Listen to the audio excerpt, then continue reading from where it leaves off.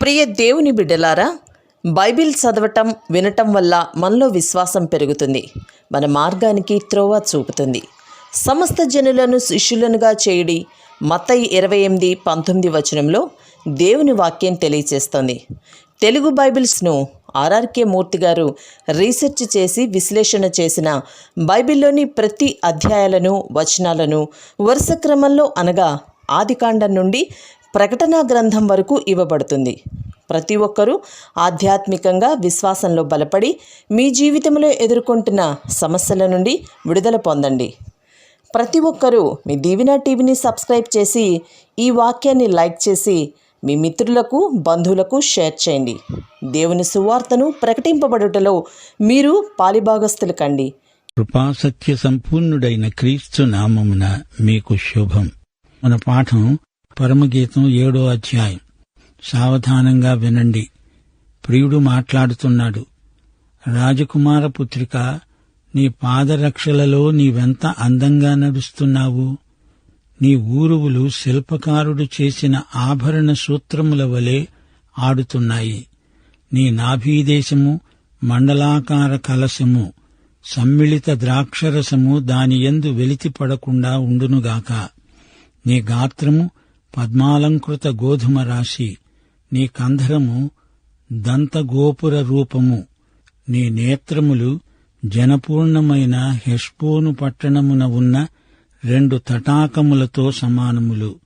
నీ నాసిక దమస్కు దిక్కునకు చూచే లెబానోను శిఖరముతో సమానము. నీ శిరస్సు కర్మెలు పర్వత రూపము, నీ తలవెండ్రుకలు ధూమ్రవర్ణము గలవి. రాజు వాటి ఉంగరముల చేత బద్ధుడవుతున్నాడు. నా ప్రియురాలా, ఆనందకరమైన వాటిలో నీవు అతి సుందరమైన దానవు, అతి మనోహరమైన దానవు. నీవు తాళవృక్షమంత తిన్నని దానవు. నీ శ్వాస వాసన జల్దరు ఫల సువాసన వలె ఉన్నది. దేవుని బిడ్డలారా, వింటున్నారా? కాపరి ఇంతవరకు తన ప్రియురాలితో మాట్లాడుతున్నాడు. ఆమెలోని అందాన్ని, ఆకర్షణీయమైన సుగుణ సంపదను ప్రశంసిస్తున్నాడు. ఒకసారి కాదు, 2-3 సార్లు ఆమె అందాన్ని మెచ్చుకుంటున్నాడు, ప్రోత్సహిస్తున్నాడు. అవును, భార్యాభర్తలు పరస్పరం ఈ విధంగా తమ ప్రేమను వెల్లడించుకోవడం ఎంతో మంచిది. ఒకరిని బట్టి ఒకరు ఆనందిస్తారు. 10వ వచనం నుండి షూలమ్మితి మాట్లాడుతోంది. శ్రేష్ఠ ద్రాక్షరసము నా ప్రియునికి మధుర పానీయము, అది నిద్రితుల అధరమును కదిలిస్తుంది. నేను నా ప్రియుని దానను, అతడు నాయందు ఆశాబద్ధుడు. నా ప్రియుడా, లేచిరా, మనము పల్లెలకు పోదాము, గ్రామసీమలో నివసిద్దాము. పెందలకడ లేచి ద్రాక్షవనమునకు పోదాము. ద్రాక్షవల్లులు చిగురించాయో లేదో, వాటి పువ్వులు వికసించాయో లేదో, దాడిమ చెట్లు పూత పట్టాయో లేదో చూతామురా. అక్కడే నా ప్రేమ సూచనలు నీకు చూపుతాను. పుత్రదాత వృక్షము సువాసనలిస్తున్నది. నా ప్రియుడా, నేను నీ కొరకు దాచి ఉంచిన నానావిధ శ్రేష్ఠ ఫలములు, పచ్చివి పండువి, మా ద్వారబంధముల మీద వేలాడుతున్నాయి. దేవుని బిడ్డలారా, వింటున్నారా? ప్రియుడు షూలమ్మితిని మెచ్చుకుంటున్నాడు. ఆమెతో తన జీవితాన్ని పంచుకోగోరుతున్నాడు. పాపులైన మానవులను దేవుడు క్షమించి తన కుటుంబములో చేర్చుకుంటాడు. 1 యోహాను 3వ అధ్యాయం 1వ వచనం, మనము దేవుని పిల్లలమని పిలువబడినట్లు తండ్రి మనకు ఎట్టి ప్రేమ అనుగ్రహించాడో చూడండి, మనము దేవుని పిల్లలమే. ఈ హేతువు చేత లోకము మనలను ఎరుగదు, ఎందుకనగా అది ఆయనను ఎరుగలేదు. పరమగీతం 7వ అధ్యాయం 10వ వచనంలో ఆమె అన్నది, నేను నా ప్రియుని దానను, అతడు నా యందు ఆశాబద్ధుడు. ప్రియులారా, ఆయనకు మనకు ఉన్న సంబంధంలో ఆయన కృప, మన విశ్వాసము జత చేయబడుతున్నాయి. షూలమ్మితి తన ప్రియుణ్ణి ఒక ప్రత్యేక స్థలానికి రమ్మంటున్నది. అక్కడ ఆమె తన ప్రియునికి ఒక ప్రేమ సూచన చూపుతాను అంటున్నది. పరమగీతము 2వ అధ్యాయం 10వ వచనంలో ప్రియుడు కూడా ఆమెను ఒక ప్రత్యేక స్థలానికి రమ్మంటున్నాడు. ఆయన పిలుపునకు ప్రతిస్పందనే మన పిలుపు. ఆయన రక్షించాడు గనుక రక్షించబడుతున్నాము. ఆయన ప్రేమించాడు గనుక మనము ప్రేమిస్తున్నాము. జక్కయ్య ఎవరో యేసే మొదట చూడగోరాడు గనుక యేసు ఎవరో చూడాలని జక్కయ్యకు కోరిక కలిగింది. క్రియ ఆయనది, ప్రతిస్పందన మనది.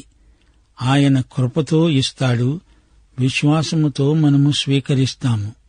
పరమగీతము 7వ అధ్యాయం 1వ వచనంలో ప్రియుడు ఆమె పాదాలను మెచ్చుకుంటున్నాడు. సాధారణంగా పాదాలను ఎవరూ గౌరవించరు. గాని యేసు ప్రభువు తన శిష్యుల పాదాలు కడిగాడు. తప్పిపోయిన కుమారుడు తిరిగి వచ్చినప్పుడు తండ్రి తన కుమారుని పాదాలకు చెప్పులు తొడిగాడు. ఎఫెసీ పత్రిక 6వ అధ్యాయం 15వ వచనంలో పౌలన్నాడు, క్రైస్తవ సైనికులారా, మీ పాదాలకు సమాధాన సువార్త వలననైన సిద్ధ మనస్సు అనే జోడు తొడుక్కోండి. యెషయా గ్రంథం 52వ అధ్యాయం 7వ వచనం అంటోంది, సువార్త ప్రకటిస్తూ, సమాధానము చాటిస్తూ, సువర్తమానము ప్రకటిస్తూ, రక్షణ సమాచారము ప్రకటించే వారి పాదములు నీ దేవుడు ఏలుతున్నాడని సీయోనుతో చెబుతున్న వాని పాదములు పర్వతముల మీద ఎంతో సుందరములై ఉన్నవి. ఇదే మాట రోమాపత్రిక 10వ అధ్యాయం 15వ వచనంలో ఉటంకించబడింది. ప్రకటించేవారు పంపబడని ఎడల ఎలా ప్రకటిస్తారు? ఇందు నిమిత్తమై ఉత్తమమైన వాటిని గూర్చిన సువార్త ప్రకటించే వారి పాదములు ఎంతో సుందరమైనవి అని రాయబడింది. ఎవరి పాదాలు మురికిగా ఉన్నాయో, ఎవరి పాదములు ఆయన చెప్పిన చోటికి వెళ్లవో అట్టి వాటిని గూర్చి ఆయన ఎంతగానో బాధపడతాడు. అలాంటి వారితో సహవాసం ఆయనకిష్టముండదు. స్నానము చేసినవాడు కేవలము పవిత్రుడు, అతడు పాదాలు కడుక్కుంటే చాలు అంటూ ప్రభువు శిష్యులకు భోజనపు బల్ల దగ్గర ప్రబోధం చేశాడు. దేవుని బిడ్డలారా, వింటున్నారా? పరమగీతం 7వ అధ్యాయం ఎంతో ప్రాముఖ్యమైనది. ఈ అధ్యాయంలో షూలమ్మితి చిత్రపటం తేటగా కనిపిస్తున్నది. మనం ప్రభువును కోరేదానికంటే ఆయన మనల్ని ఇంకా ఎంతో ఎక్కువగా కోరుతున్నాడు. ఆయన ప్రేమను పూర్తిగా అనుభవించాలంటే పరలోకానికి వెళ్లాల్సిందే. ప్రియుని ప్రేమవాక్కులు విని షూలమ్మితి పరవశించిపోతున్నది. ఆమె హృదయంలో ఎంతో సంతృప్తి. ఆయన నన్ను ప్రేమిస్తున్నాడంటే ఆ ప్రేమ యొక్క పొడవు, వెడల్పు, లోతు, ఎత్తు ఎంతో ఎవరు గ్రహించగలరు? యేసు ప్రేమ ఘనపరిమాణం లెక్క ఇక్కడ తేలేది కాదు. అది పరలోకంలో చూసుకోవాల్సిందే. వైవాహిక ప్రేమ దినదినము వృద్ధి అవుతుంది. ఆమె తన ప్రియునికి మాటలే కాదు, ప్రేమ సూచన చూపగోరుతోంది. ఈ పాఠంలో పుత్రదాత వృక్షం పేర్కొనబడింది. ఈ మొక్కలు అరణ్యంలో అరుదుగా కనపడతాయి. వాటిని తోటల్లో నాటుతారు. ఇదొక ఓషధి క్రియ. ఈ ఓషధిని తింటే స్త్రీలు సంతానవతులవుతారు. అందుకే దీనికి పుత్రదాత వృక్షమని పేరు. ఆదికాండం 30వ అధ్యాయం 14 నుండి 17వ వచనం వరకు గోధుమల కోతకాలంలో రూబేను వెళ్లి పొలములో పుత్రదాత వృక్ష ఫలాలు చూచి తన తల్లి అయిన లేయాకు తెచ్చి ఇచ్చాడు. అప్పుడు రాహేలు లేయాను అడిగింది, నీ కుమారుడు తెచ్చిన పుత్రదాత వృక్షపు పండ్లలో కొన్ని నాకిస్తావా? అప్పుడు లేయా అన్నది, నా భర్తను తీసుకున్నావు, అది చాలదా? నా పుత్రదాత వృక్షఫలములు కూడా తీసుకుంటావా? ఈ విధంగా అక్క చెల్లెండ్లు పుత్రదాత పండ్ల కోసం దెబ్బలాడుకున్నారు. ప్రియ శ్రోతలు, వింటున్నారా? పరమగీతం 6-7 అధ్యాయాలలో మనమెన్నో సత్యాలు నేర్చుకున్నాము. సొలొమోను ఎంత ఆకర్షించినా ఆమె ఏమాత్రమూ లోబడదు. చెలికత్తెలు ఎంత చెప్పినా ఆమె తన ప్రియ కాపరిని మాత్రమే ప్రేమిస్తుంది. నేను నా కాపరికే చెందిన దాన్ని అని ఖండితంగా సాక్ష్యం చెబుతోంది. లోకము, శరీరము, సైతాను మనలను క్రీస్తు ప్రేమ నుండి ఎడబాపడానికి శోధిస్తున్నాయి. ఇది శోధన త్రయం. అయితే మనల్ని ప్రేమించిన వాని ద్వారా మనము వీటన్నిటిలో అత్యధిక విజయం పొందుతున్నాము అని అపొస్తలుడైన పౌలు రోమాపత్రిక 8వ అధ్యాయం 31వ వచనం నుండి తన అనుభవ సాక్ష్యం చెబుతున్నాడు. ఎట్టి శోధన అయినా మన ప్రభువైన క్రీస్తునందలి దేవుని ప్రేమ నుండి మనలను ఎడబాపనేరదు. సొలొమోనైనా అతని రాజ్య వైభవమైన ఐశ్వర్యమైన మరేదైనా సరే నన్ను నా ప్రియకాపరి ప్రేమ నుండి ఎడబాపటమంటూ జరగదు. పరమగీతాన్ని ఆధ్యాత్మిక దృక్పథంతో చూడాలి. ఆ విధంగా అర్థం చేసుకోవాలి. అతడు ఆమెను, ఆమె అతణ్ణి వర్ణిస్తున్నప్పుడు ప్రతి అవయవాన్ని పేర్కొనడం జరిగింది. విశేషమేమిటంటే యేసు శరీరంలో మనమందరము అవయవములం. ఈ గేయకావ్యం ఒక భాషాలంకార రీతిలో దేవునికి విశ్వాసులకు మధ్య ఉన్న ప్రేమను చిత్రిస్తున్నది. ఈ పాటలో సాదృశ్య రూపంలో ఆత్మ సంబంధమైన అనేక అంతరార్థాలున్నాయి. రారాజైన యేసుక్రీస్తుకు సంఘానికి మధ్య ఉన్న ప్రేమను ఈ గ్రంథములోని సంభాషణలు వివరిస్తున్నాయి. ఈ గ్రంథం క్రీస్తు ప్రేమను ప్రకటిస్తున్నది గనుక ఇది పరమగీతం. వైవాహిక ప్రేమను వివరించే వాక్య భాగాలు బైబిలులో ఎన్నో ఉన్నాయి. 45వ కీర్తన చక్కని ఉదాహరణ. దివ్యమైన సంగతి, హృదయం ఉప్పొంగిపోతోంది. నీవు అతి సుందరుడవు, నీ పెదవులపై దయారసములుకుతోంది. తేజస్సు, ప్రభావము, సత్యము, నీతి గలవాడవై వాహనమెక్కిరా. నీ బాణములు వాడి అయినవి, నీ సింహాసనము రాజదండం, ఆనంద తైలాభిషేకం, గోపరసం, అగరు, లవంగపట్ట, తంతివాద్యాల సందడి, రాణి ఒఫీరు అపరంజితో అలంకరించుకున్నది. చెలికత్తెలు, కన్యకలు ఉత్సాహ సంతోషాలతో వస్తున్నారు. ఇది ప్రేమ గీతం. పరమగీతంలో కూడా ఇలాంటి భావాలే ద్యోతకమవుతాయి. రోమాపత్రిక 7వ అధ్యాయం 4వ వచనం ఏమంటోంది? నా సహోదరులారా, మనము దేవుని కొరకు ఫలములు ఫలించున్నట్లు మృతులలో నుండి లేపబడిన క్రీస్తు అనే వేరొకణ్ణి చేరటానికి మీరు వచ్చారు. క్రీస్తే మన ఆధ్యాత్మిక భర్త, కర్త. 2 కొరింథీ 11వ అధ్యాయం 2వ వచనం పౌలన్నాడు, దేవాసక్తితో మీ ఎడల ఆసక్తి కలిగి ఉన్నాను. ఎందుకనగా పవిత్రురాలైన కన్యకనుగా ఒక్కడే పురుషునికి అనగా క్రీస్తుకు సమర్పించాలని మిమ్ములను ప్రదానం చేశాను. గమనించాలి, ఈ వాక్య భాగాలన్నిటిలో షూలమ్మితి సాక్ష్యమే పరోక్షంగా ధ్వనిస్తున్నది. ఇశ్రాయేలు జాతికి భర్తగా, క్రీస్తును సంఘానికి వరునిగా వర్ణించే వాక్య భాగాలలో పరమగీతం ఒకటి అని మా శ్రోతలు గ్రహించాలి. అయితే ఒక్క మాట, ఈ గ్రంథం మానవ భాషలో ప్రేమను వ్యక్తీకరిస్తోంది. ఇలాంటి ఉదాత్తమైన ప్రేమ దేవుని ప్రజలకు క్రీస్తుకు మధ్య ప్రవర్తిల్లాలని దేవుని చిత్తం. దేవుని బిడ్డలారా, గమనించండి, లేఖనములలోని సత్యాలు భౌతికంగా ఆధ్యాత్మికంగా 2 అర్థాలిస్తాయి. అక్షరార్థమైన సత్యాన్ని ఆధ్యాత్మిక అర్థంతో సంబంధపరచుకోవాలి. అంతరార్థాన్ని పరిశోధించి అన్వయించుకోవాలి. భౌతిక సత్యాలు ఆధ్యాత్మిక సత్యాలకు సూచనలు, నీడలు. గలతీ పత్రికలో పౌలు శారా, హాగరు అనే 2 స్త్రీలను పేర్కొని ఆధ్యాత్మిక సత్యాన్ని ప్రబోధించాడు. ఇశ్రాయేలీయులను ప్రశ్నిస్తూ మీ తల్లి ఎవరు అని అడిగాడు. శారానా, హాగరా? తండ్రి ఎవరు అని అడగలేదు. అలా అడిగితే వారు వీరు అబ్రహామే మా తండ్రి అంటారు. శారా స్వతంత్రురాలు, మనం స్వతంత్రురాలి కుమారులము అనే సత్యాన్ని చరిత్రలో నుండి తీసి వారికి చూపాడు పౌలు. మరో మాట, పరమగీతములోని పాత్రలు వాస్తవికమైనవి. సొలొమోను రాజు, షూలమ్మితి, ఆమె మనసారా ప్రేమించిన ప్రియకాపరి, వీరందరూ వాస్తవిక వ్యక్తులే, కాల్పనిక పాత్రలు కారు. అయినా ఈ గ్రంథ సారాంశం పరలోక సంబంధమైన ప్రేమను గురించి బోధించే సాదృశ్య రూపకం.